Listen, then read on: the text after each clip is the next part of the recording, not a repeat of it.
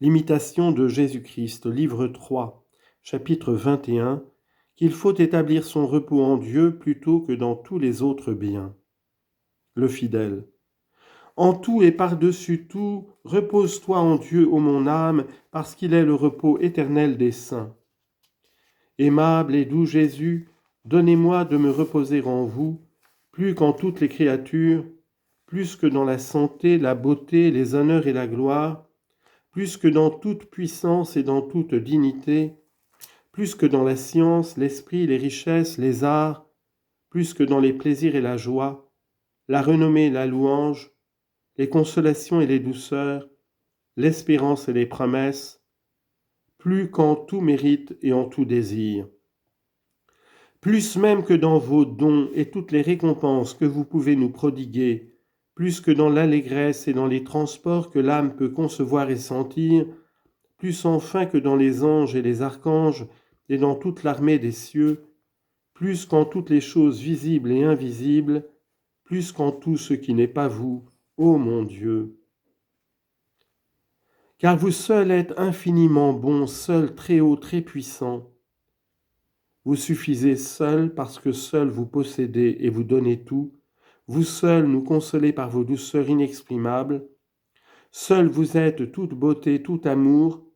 Votre gloire s'élève au-dessus de toute gloire.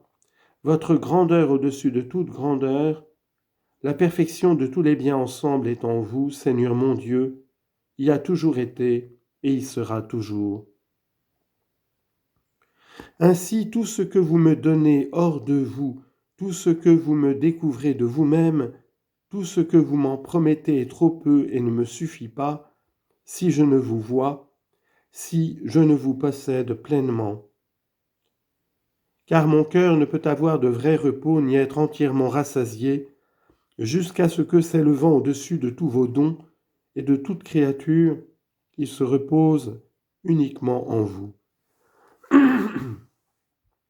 Tendre époux de mon âme, pur objet de mon amour, ô mon Jésus, roi de toutes les créatures, qui me délivrera de mes liens, qui me donnera des ailes pour voler vers vous et me reposer en vous? Oh, quand serai-je assez dégagé de la terre pour voir, Seigneur mon Dieu, et pour goûter combien vous êtes doux? Quand serai-je tellement absorbé en vous, tellement pénétré de votre amour, que je ne me sens plus moi-même et que je ne vive plus que de vous, dans cette union ineffable et au-dessus des sens que tous ne connaissent pas?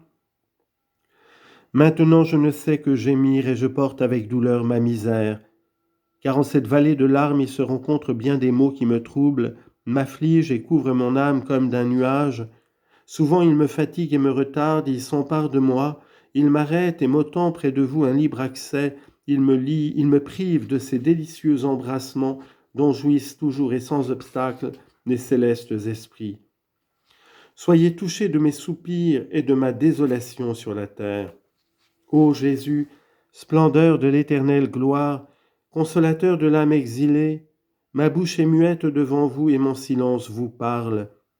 Jusque à quand, mon Seigneur, tardera-t-il de venir? Qu'il vienne à ce pauvre qui est à lui et qu'il lui rende la joie, qu'il étende la main pour relever un malheureux plongé dans l'angoisse. Venez, venez, car sans vous tous les jours, toutes les heures s'écoulent dans la tristesse, parce que vous êtes seul ma joie et que vous pouvez seul remplir le vide de mon cœur. Je suis oppressé de misère et comme un prisonnier chargé de fer, jusqu'à ce que, me ranimant par la lumière de votre présence, vous me rendiez la liberté et jetiez sur moi un regard d'amour. Que d'autres cherchent au lieu de vous tout ce qu'ils voudront, pour moi rien ne me plaît, ni ne me plaira jamais que vous, ô mon Dieu, mon espérance et mon salut éternel. Je ne me tairai pas, je ne cesserai pas de prier jusqu'à ce que votre grâce revienne et que vous me parliez intérieurement. Jésus-Christ, me voici, je viens à vous parce que vous m'avez invoqué. Vos larmes et le désir de votre âme, le brisement de votre cœur humilié m'ont fléchi et ramené à vous. Le fidèle. Et j'ai dit, Seigneur, je vous ai appelé et j'ai désiré jouir de vous, prêt à rejeter pour vous tout le reste. Et c'est vous qui m'avez excité le premier à vous chercher. Soyez donc béni, Seigneur, d'avoir usé de cette bonté envers votre serviteur, selon votre infinie miséricorde. Que peut-il vous dire encore et que lui reste-t-il qu'à s'humilier profondément en votre présence, plein du souvenir de son néant et de son iniquité, car il n'est rien de semblable à vous dans tout ce que le ciel et la terre renferment de plus merveilleux. Vos œuvres sont parfaites, vos jugements véritables, et l'univers s'est régi par votre providence. Louange donc et gloire à vous, ô sagesse du Père, que mon âme, que ma bouche, que toutes les créatures ensemble vous louent et vous bénissent à jamais.